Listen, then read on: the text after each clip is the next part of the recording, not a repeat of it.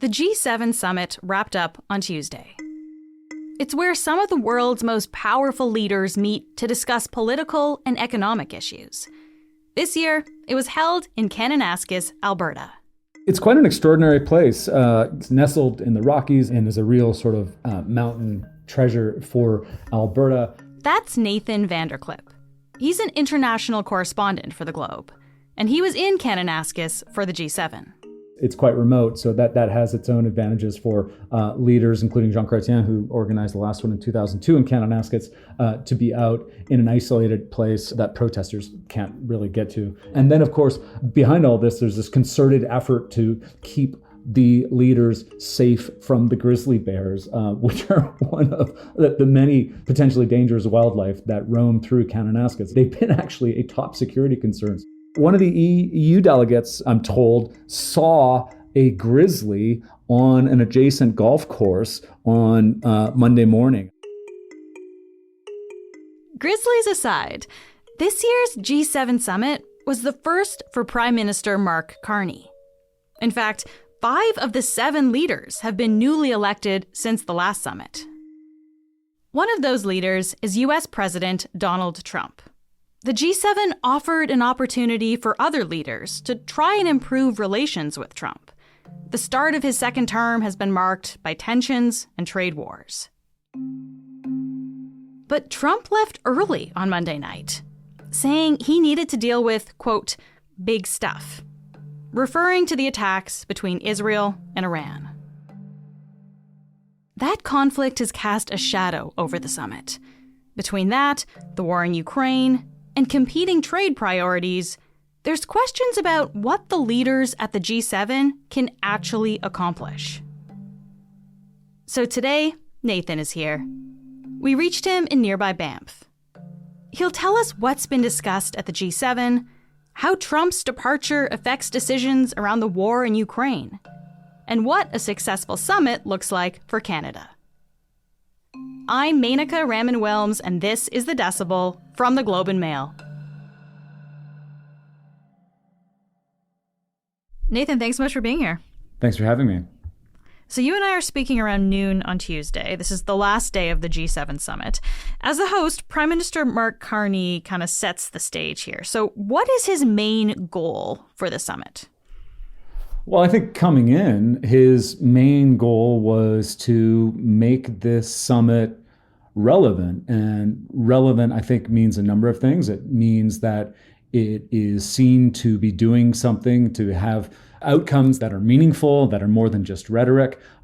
Relevant means that the G7 as a body of leaders of industrialized democracies continues to be an important decision-making body and guiding sort of economic and other policies and events around the world. Mm-hmm. And relevant in the sense that there can be some form of unity secured between these 7 countries plus the EU. And of course, that means navigating the position of these other countries relative to the United States and to Donald Trump. Okay, so some form of relevance, it sounds like, is maybe kind of the goal here. I have to ask about expectations going into this, though. What were expectations like ahead of this G7? Low. I think that's probably the easiest way to put it. The expectations have generally been low. There's been perennial questions about the value of the G7, the value of the immense amount of money and hassle that goes into hosting these events. But I think particularly at the moment, given that we have a president in the United States, as well as a broader, I think, political thrust in the United States that extends beyond the White House into Congress and through the electorate, that is questioning the way multilateral systems have operated, the U.S. place in the world. Given all of that, I think there's been questions about just how effective a body like the G7 can be. And I think we saw that coming in, where for many countries coming to Kananaskis, their chief aim was not to achieve some sort of a big moment of unity and a communique, which is a traditional outcome of these things, but in fact to sit down for talks directly with the United States. And then, of course, we saw that expectation setting from the Canadian side as well, in which they effectively said, we're probably not going to have a joint communique. Nobody expects that anymore. There may instead be, by the time people are listening to this, a series of individual statements that are made on topics, on particular specific topics, but not one large overarching communique. And this won't be the first time that has happened, but it would be one way for the Canadian hosts behind this to try to come up with a system that allows them to try to make some forms of progress without the difficult negotiations that would come with getting everybody to sign off on one big master statement. Yeah, this is interesting. So as you said, instead of the usual kind of joint communique, there might be some like smaller statements that come out of it. What exactly does that signal to you, Nathan? Like the fact that, even going into this, that they didn't think they could get that universal communique. Well, I think that's a recognition of reality, to be honest. I don't think anybody could look at the direction of travel in the United States relative to even its closest partners and allies and expect that there was, as multiple people in my reporting on this called it, a kumbaya moment here in the Canadian Rockies.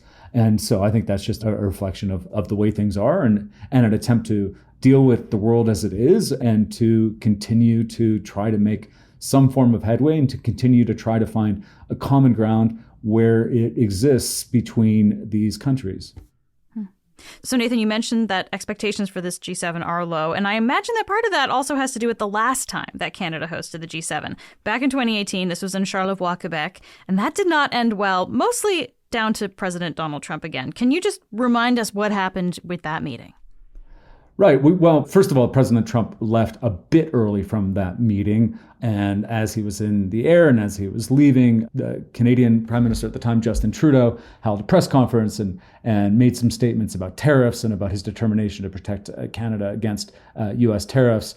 Donald Trump, being informed of these things in the air on Air Force One, reacted very strongly and came out with a tweet effectively withdrawing U.S. participation in the joint communique, which had already, as best we understand, been agreed to, and then directly attacking, saying Justin Trudeau was very dishonest and weak. And so it ended up in sort of what had appeared to be the attainment of some form of a unified outcome being disrupted by Donald Trump, of course, by social media. Yeah, so that's in our memories from the last time that Canada hosted this meeting.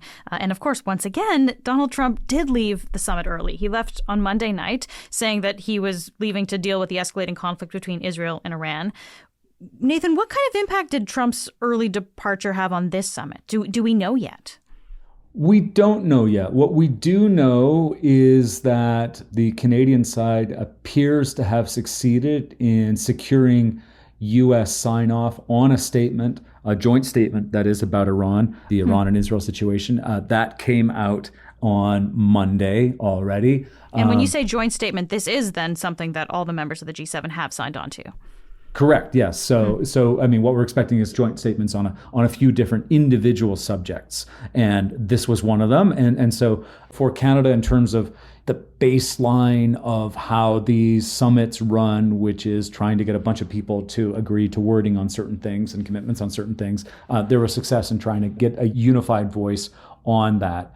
What that means, who knows? I mean, it's very clear that Donald Trump is headed back to the White House so he can be in the Situation Room and make decisions from there on what happens with Iran. And those situations are going to be made by the U.S. alone without a great deal of regard for what other countries in the G7 want to happen. Nonetheless, it was a statement of unity. And so for Canada, that will be something that's valuable. Most of the meetings, there were still some meetings scheduled on Tuesday, but most of the meetings, the actual G7 meetings between the core members of the G7 were scheduled for Monday. So Donald Trump was actually able to attend most of those. He was able to attend the dinners and he stuck around for the family photo. So there is this picture of everyone, all these leaders standing together in front of this glorious landscape in the Rockies. They had a final dinner together before the president left. And so for some of those things, the kind of the core of the G7 agenda, the U.S. president was there for that. Tuesday was a day in which many of the other folks invited to come by Canada, by Prime Minister Mark Carney. This is the day for many of them to be here, including Ukraine's Volodymyr Zelensky, including the Indian Prime Minister Narendra Modi. And so Donald Trump won't be here for those discussions. That is clearly going to be a hit to Ukraine's hopes for this in terms of Ukraine's ambition and frankly, the ambition of other parties, including Canada, including the European Union, to really push for a more robust package of sanctions against Russia. And they were hoping, of course, to get United States participation in that. It's not clear whether that's going to happen. Donald Trump was asked about this on Monday and made some comments that suggested, oh, these things are very difficult. It's very expensive for us to look at these sanctions, that sort of thing. So there's clearly going to be effect on some of these non-G7 core members from the absence of Donald Trump in Kananaskis for those talks. Yeah, and I do want to ask you about Zelensky and Modi in a little bit too, but I guess just coming back to this idea of, Trump leaving early and not being around for the second day, do we have a sense of the vibe around him leaving? Like, was it acrimonious? Was it not that bad? What's the sense there? At the moment, really all we know is what we saw. And what we saw was this parade of world leaders coming out for this family photo yesterday, which happened shortly after the announcement was made that President Trump would be leaving. They struck a pretty friendly note. Donald Trump said he had a great time. He felt like things were friendly and things were good. He said a couple times of being in Kananaskis, I loved it. And then you had Prime Minister Mark Carney, the host, saying that he understood why Donald Trump had to leave. And so they, in public anyways, they struck a pretty friendly note. We had in Canada, the Prime Minister's office saying, no, we did get a heads up that President Trump was leaving. We didn't find out about this on social media like everyone else. And so there was an attempt to suggest that there was an understanding of the president's need to go to respond to an unfolding global crisis with regard to Iran's nuclear program and these hostilities taking place between Iran and Israel. Okay. And it does seem like Trump and Carney actually did manage to get some stuff done before Trump left. They met on Monday to discuss the trade war between the U.S. and Canada, and they said they'd agreed to come to an economic and security deal that would end this trade war within 30 days. How promising is this, Nathan? That seems like a good thing, right?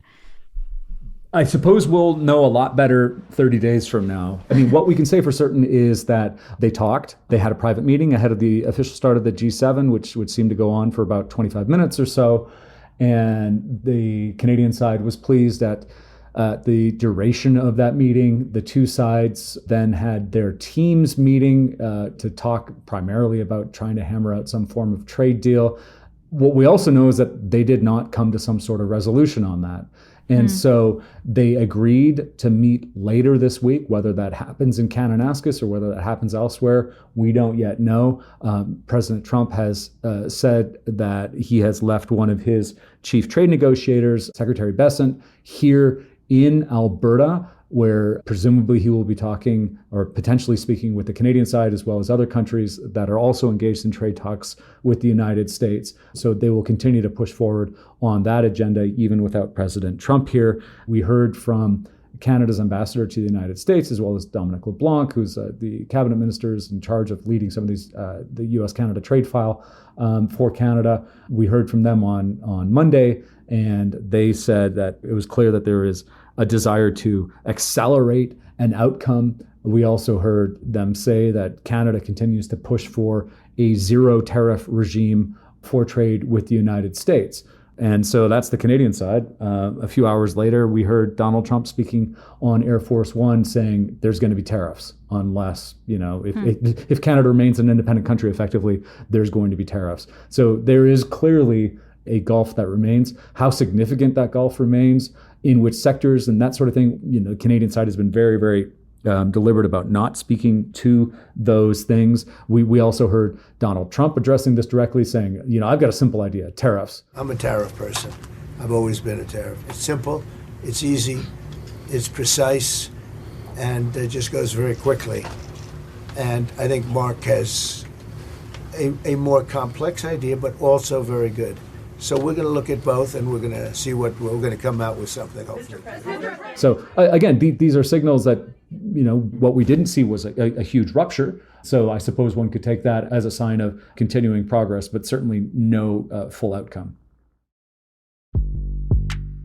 We'll be right back.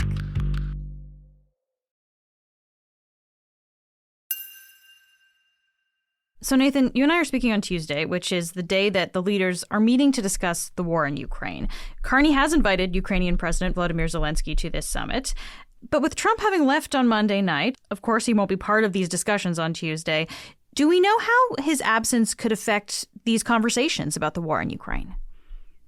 It seems pretty clear that what's going to happen is that there is going to be a form of agreement between some of the folks who remain in Alberta to act on Ukraine. We've seen from the European Union a desire for strengthened sanctions. They are preparing an 18th sanction package against Russia. We saw Tuesday morning that Canada has agreed to more than $4 billion in additional support, as well as new sanctions on this quote unquote shadow fleet of ships that Russia has been using to get around restrictions on trade with Russia. And so, there are individual actions that are taking place, but it seems at this point in time, we don't have any expectation that the United States will be joining those additional sanctions. In fact, what we saw notably from President Trump on Monday was some of the strongest advocacy with regard to Russia. You spend so much time talking about Russia, and he's no longer at the table, so it makes life more complicated, but you wouldn't have had the war. President Trump saying it would be better to have him back at the table. That didn't work particularly well the last time, but of course that's what we heard from the president. Yeah, that's he was making a comment about how it used to be the G8 and now it is the G7 because Russia is no longer there. That's true. So it's interesting. So it sounds like, Canada's put forward $4.3 billion in new Canadian support for Ukraine. We've seen the European Union also kind of pledge their support here. But without the U.S. being there, that part of it is really absent then. The U.S. part, and of course, the U.S. has tremendous amounts of power with regard to trade and sanctions, given the primacy of the U.S. dollar and the way the U.S. dollar can be used to exert coercion and that sort of thing. But nonetheless, this is a continuation of a trend. What we have been seeing over the last year or two is a continued commitment, certainly by Europe and also by Canada, to increase military and financial support for Ukraine to operate on its own on a sanctions basis. And Europe matters when it comes to Russia. Europe matters because Europe has historically been a very considerable consumer of Russia's most important export, which is, fossil fuels. But that said, we've now seen a lot of those Russian exports find their way into other places. And without sort of a U.S. coercion, it's unclear how much Canada, the EU, and others will be able to do to sort of inflict serious additional financial pain on Russia. Yeah. And of course, there's also this escalation between Iran and Israel in the last few days, which is hanging over the summit. Trump said that's the reason why he was leaving early. And we've already talked about how the leaders have put out a joint statement in response to these attacks. But Nathan, is this escalation having any other effect on the summit and the conversations that are being had there? Well, there is potentially an upside. I've spoken with a couple of people about this who said, people who have a great deal of experience in terms of both Canada's engagement, Canada's role in international summits like the G7. One of them suggested it's probably kind of an even effect in terms of the upsides versus the downsides in Donald Trump leaving. But, we have seen the potential for really disruptive clashes when people like President Zelensky get into a room with President Trump, and those two will no longer be in a room together this week. Does that make for potentially a more productive conversation? I'm not sure. It probably makes for a more collegial conversation. You're saying this because Zelensky arrived on Tuesday and Trump left on Monday, so they actually didn't cross paths here in Canada. No, and in fact, I don't actually believe they were on Canadian soil at the same time. Just the way the flights worked, and so there's no real chance for them to clash in that way. So that I think that makes for the possibility of a more collegial outcome. We have already seen a meeting of the minds between President Zelensky and some of his counterparts here at the G7 minus the U.S. But does that make for a more productive outcome? I don't think so, because I think to have the most productive outcome possible with regard to that ongoing conflict, with regard to additional pressure on Russia, you need the United States to take part. I also want to ask you about Indian Prime Minister Narendra Modi. He's one of the non-G7 leaders who's attending the summit. This usually happens that other leaders are sometimes invited to take part in these summits. Of course, relations between Canada and India have not been very smooth ever since September 2023 with the killing of the Sikh activist Hardeep Singh Nijjar. And Carney has faced a little bit of backlash for inviting Modi in light of this. What has Carney said about why he invited the Indian Prime Minister? Well, he said that when it comes to some of the major priorities at this summit, when it comes to talking about energy security or critical minerals, when it comes to talking about AI, that those discussions, to be meaningful, must include India. He's also said that there has been an agreement to deal with some of these broader issues with regard to criminal activity and the potential of other countries being involved in that those should be sort of dealt with effectively on a policing level, and that there's been an agreement to do that. So clearly, this is an effort by Prime Minister Carney to reset the Canadian relationship with India. We'll see what happens. I think even in India, expectations are reasonably low, basically suggesting that a good outcome for Canada and India in this would be just an agreement to start talking again, not an agreement for anything particular as far as a tangible outcome. But we may see that. And clearly, it was a gesture for the Canadian Prime Minister to invite the Indian Prime Minister to come, as well as for Prime Minister Modi to agree to do that. But as you said, it's been a controversial one. What we've just seen from Canada is to say, listen, we have our differences, but India is a major power in terms of population, economy, and that sort of thing, and needs to be part of some of these conversations for them to be meaningful. Okay, so from what you're saying, it sounds like Canada invited India for economic reasons, essentially, to try to make some headway when it comes to these agreements. Does it signal anything about, I guess, more specifically, what Canada wants from its relationship with India? Well, I mean, Canada's in a situation where it's having to reconsider where its place is in the world in a whole bunch of different ways. And there is clearly a very robust jostling for influence between China and the United States. Canada's caught directly in between that, and leaning in either direction carries its own sets of risks. And so there's, I think, for Canada, a real imperative to look for other partners to really kind of attempt to bolster relationships with other partners around the world, be that economic relations and other forms of relations.